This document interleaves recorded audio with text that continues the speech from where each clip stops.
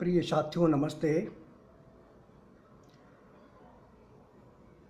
हमारे एक भक्त अम्बाला से हैं। उन्होंने 3 दिन पूर्व एक ईमेल करके एक प्रश्न किया था। उमेश उमेश नाम है उनका। और उन्होंने पूछा था कि प्रभु, मेरा आध्यात्मिक मार्ग पर काफ़ी झुकाव है 2-3 वर्षों से, और मैं आध्यात्म मार्ग पर जाना चाहता हूँ, चल रहा हूँ। पारिवारिक जिम्मेदारियाँ हैं। तो उमेश जी, आपके उस प्रश्न का उत्तर अभी मैंने आपका एक ईमेल दोबारा देखा है, तो मुझे याद आया, तो मैं आपके उस प्रश्न पर उत्तर दे रहा हूँ। उमेश जी ने पूछा था कि प्रभु बताइए कि आत्मदर्शन क्या है, किसे कहते हैं आत्मदर्शन। आत्मज्ञान अक्सर आप लोगों ने सुना ही है। आत्मज्ञान, तत्वज्ञान, इनके बारे में वीडियो दिया ही है। और आत्मज्ञान को ही आत्मदर्शन कहते हैं। और आत्मदर्शन जैसे कि 2 शब्द इसमें हैं, आत्म और दर्शन। मतलब अपने आप के दर्शन करना, अपने आप को जानना, और इसी को आत्मज्ञान कहते हैं। जैसे अपने बारे में जानना, आत्मा की अपने जो मूल तत्व है उसके बारे में जानना। तो आत्मदर्शन को मैं थोड़ा सा और विस्तार से बताता हूँ। जैसे कि हम वर्तमान में अपने शरीर को देखते हैं। शरीर में इंद्रियां हैं, मन है, बुद्धि है, जीव है, आत्मा है। तो इस शरीर को हम साक्षात देखते हैं और इसी को हम मूल रूप से अपना मान बैठते हैं, और यही हमारी वास्तविक आइडेंटिटी, पहचान बन जाती है। लेकिन आत्मदर्शन हमें इस मानवीय देह से परे लेकर जाता है। जैसे कि आत्मज्ञान है, वैसे आत्मदर्शन, दोनों का एक ही अर्थ है। तो आत्मज्ञान, आत्मदर्शन हमें अपनी जो वास्तविक आइडेंटिटी है पृथ्वी पर वर्तमान में, उससे परे ले जाने का नाम ही आत्मदर्शन है, आत्मज्ञान है। जब हम इस मर्म को जानने लगते हैं कि जैसे मेरा नाम श्री राम है, तो मैं श्री राम कौन हूँ? क्या श्री राम एक शरीर है, इंद्रियां हैं, मन है, बुद्धि है, जीव है, या इस आइडेंटिटी से परे भी मैं हूँ? तो मैं कौन हूँ?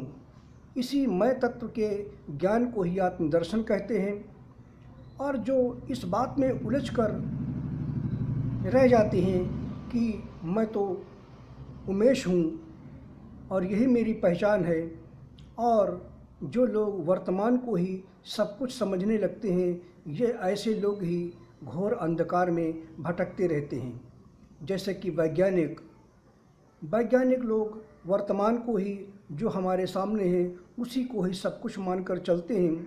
और यही वजह है कि ऐसे लोग अध्यात्म की ऊंचाइयों को कभी छू ही नहीं पाते, आगे बढ़ ही नहीं पाते, और वर्तमान को ही सब कुछ समझते रहते हैं, क्योंकि इनके लिए हर चीज़ को फार्मूले पर देखते हैं। प्रत्यक्ष जो है उसी को ये समझते हैं। लेकिन जो परम ज्ञानी होते हैं, जो आध्यात्मिक होते हैं, वो आत्मदर्शन जिनको हो जाता है, आत्मज्ञान हो जाता है, उन्हें समय कर्म के इस काल चक्र से परे वो चले जाते हैं, और उन्हें ये एहसास होने लगता है कि आत्मदर्शन अर्थात जो वर्तमान में हम हैं, यह सिर्फ एक क्रिया है, प्रक्रिया है। हमारे पूर्व जन्मों के कर्म की वजहों से हम वर्तमान में जन्मे, और मानव जीवन बहुत ही दुर्लभ है, जैसा कि शास्त्रों में बताया ही गया है। 84 लाख योनियों में सिर्फ मानव ही जीवन ऐसा है जो ये सोचने समझने की क्षमता रखता है कि हमारे लिए क्या सही है और क्या गलत है, हमें किस रास्ते पर जाना चाहिए और किस रास्ते पर नहीं जाना चाहिए। आजकल की आधुनिक जो युवा पीढ़ी है, पश्चिमी सभ्यता के दलदल में फंसकर इसी भटकाव में इसी चक्र में उलझते चले गए और अपने शरीर की संतुष्टि के लिए, अपनी शारीरिक सुख के लिए किसी भी कीमत पर किसी भी हद तक जाने के लिए तैयार हैं। खासकर जो थोड़ा सा संपन्न परिवार की युवा पीढ़ी है, ऐसे लोग शारीरिक सुख को ही सब कुछ मानते हैं और यही इनके अंधकार का मार्ग खुल जाता है। अपने पूर्वजन्मों के पुण्य के प्रभाव से राजयोग प्राप्त होता है, लेकिन राजयोग बहुत ही दुखदायी और कष्टकारी हो जाता है आध्यात्मिक कारणों से, क्योंकि इंसान सुख की दलदल में फंसता चला जाता है, उलझता चला जाता है और एक दिन वह नरक के मार्ग पर चला जाता है, क्योंकि राजयोग कभी भी मोक्ष का कारक नहीं होता है। मोक्ष को प्राप्त करने के लिए संघर्ष करना पड़ता है, तपस्या करनी पड़ती है, दुख उठाने पड़ते हैं, घोर संघर्ष करना पड़ता है अपने जीवन में, क्योंकि वैराग्य का कारक ही दुख है। जब तक हमारे जीवन में अनावश्यक और ज़रूरत से ज़्यादा दुख नहीं आएंगे, तब तक हम वैराग्य को प्राप्त हो ही नहीं सकते। इसलिए और जो लोग सुख को भोगते हैं वो सुख के दलदल में ही उलझते चले जाते हैं, इसलिए वो वैराग्य से परे चले जाते हैं और अपने परिवार, अपने जीवन, बस उसी को, ये वर्तमान को ही सब कुछ मान लेते हैं। और एक दिन जब मृत्यु उनके सामने खड़ी होती है तो नरक का द्वार खोलकर सामने बैठी रहती है। तो आत्मदर्शन में मैं यही कहना चाहता हूँ कि आत्मदर्शन वो है जो इंसान ये समझ लेता है, ये जान लेता है, इस गूढ़ रहस्य को समझ लेता है, जान लेता है कि मैं शरीर तो हूँ, लेकिन शरीर ये कृत्रिम है, नश्वर है, हमारा ये वास्तविक पहचान नहीं है। हम इस शरीर से पहले भी थे और इस शरीर के बाद भी रहेंगे, लेकिन हम इस शरीर को अपना माध्यम बनाएं। इसीलिए शास्त्रों में, भगवद गीता में मैंने कहा है कि यह शरीर ही हमारा सबसे बड़ा मित्र है और यह शरीर ही हमारा सबसे बड़ा शत्रु है। क्योंकि हम अगर अपने जीवन के प्रति, अपने प्रति, अगर अपनी आत्मा के प्रति पूर्ण वफादार हैं तो यह शरीर हमारा, मन हमारा, बुद्धि हमारी परम कल्याणकारी हो जाती है और मोक्षदायी हो जाती है। और अगर हम भौतिकता को उलझन में फंस जाते हैं, शरीर को ही सब कुछ मान लेते हैं, तो यह हमारा शरीर ही सबसे बड़ा हमारा शत्रु हो जाता है, क्योंकि वह आत्मा के कल्याण के विरुद्ध कर्म करने लगता है। तो उमेश जी, मैं आपको यही सलाह दूंगा और अपने सभी भक्तों को कि आप जो हैं वर्तमान में, यह ठीक है, वर्तमान में आपकी क्या यही आइडेंटिटी है, लेकिन आप जो वर्तमान में हैं सिर्फ यही आप नहीं हैं। आपने जीवन में जन्म लिया है अपने कर्मानुसार और आपको इससे बाहर निकलना है और अपने वास्तविक रूप को पहचानना है जो अजन्मा है, अविनाशी है, और उस अवस्था को प्राप्त करना है। और उस अवस्था को हम तभी प्राप्त कर सकते हैं जब हम मैं तत्व से बाहर चले जाएं, मैं ये समझें कि मैं ये शरीर हूँ, लेकिन मैं शरीर नहीं हूँ, मैं एक परमात्मा हूँ। और ऐसा तभी संभव होगा, मोक्ष का कारक ही कर्मों से परे चले जाना, जब इंसान पाप और पुण्य दोनों में तटस्थ हो जाता है, स्थित प्रज्ञ हो जाता है, तो वह परम आत्मा, परम तत्व को प्राप्त हो जाता है। जो इंसान पुण्य में प्रीति रखता है, वह पुण्य करता है ये सोचकर कि मैं पुण्य कर रहा हूँ, पुण्य के फल भोगूंगा। तो ऐसे लोगों के लिए अगर बहुत ज़्यादा उनका पुण्य एकत्रित हो जाता है तो दिव्य लोकों को चले जाते हैं। जैसे देवी देवता स्वर्ग को भोगते हैं, उसी तरह से दिव्य आत्माएँ भी उन अवस्थाओं को प्राप्त हो जाती हैं।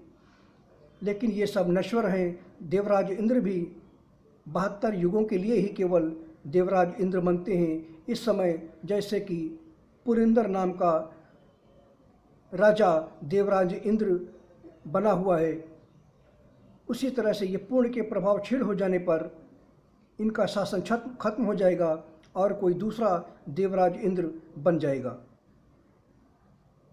अगला जो देवराज इंद्र बनने वाले हैं, जो वो राजा बलि हैं, बलि को हमने वामन अवतार में वचन दिया था कि पुरिंदर नाम के इस देवराज इंद्र के बाद आप देवराज बनेंगे, तो अगला जो उनका शासन होगा देवराज इंद्र के पद पर वो राजा बलि का होगा। तो अपनी आइडेंटिटी से बाहर निकलिए, अपने कर्तव्य कर्मों को करिए, अपने परिवार के प्रति, समाज के प्रति जो जिम्मेदारियां हैं उन जिम्मेदारियों को निष्काम कर्मयोग के माध्यम से करते हुए हमें परम गति को प्राप्त करना है। दुखों से घबराने की जरूरत नहीं है। दुख इंसान को परमार्थ पर लेकर जाते हैं, वैराग्य की ओर लेकर जाते हैं, और जबकि सुख जो हैं ये सुख हमेशा भटका देते हैं इंसान को और कामना और वासना में लिप्त कर देते हैं। इसलिए मैं अपने साधकों को, अपने सहयोगियों को, अपने भक्तों को, आप सबको ये कहना चाहता हूँ कि सुख भोगिए जरूर, लेकिन सुखों के दास बनकर जीवन मत बिताइए, क्योंकि अगर सुखों के दास बनकर जीवन जिएंगे तो ये सुख आपको कहीं का नहीं छोड़ेंगे, और जब मृत्यु आपके सामने खड़ी होगी तो ये सुख आपको नर्क देकर चले जाएंगे।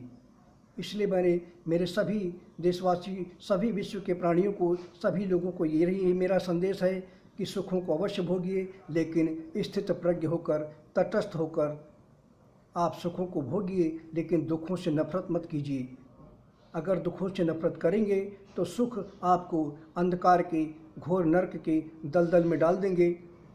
इसलिए सुख आपको आत्मचिंतन करने का मौका नहीं देते, जबकि दुख हमेशा इंसान को उसकी गलतियों का एहसास कराते हैं, आत्मचिंतन करने का मौका देते हैं और वैराग्य को प्राप्त करवाते हैं। तो उमेश जी, आपके इस प्रश्न के उत्तर में मैंने एक महानतम वीडियो दिया है। अपनी आइडेंटिटी को समाप्त कर देना ही आत्मदर्शन है, आत्मज्ञान है। अपनी आइडेंटिटी को, वास्तविक जो आध्यात्मिक आइडेंटिटी है उसको पहचान लेना, उसको जान लेना ही आत्मदर्शन है। धन्यवाद।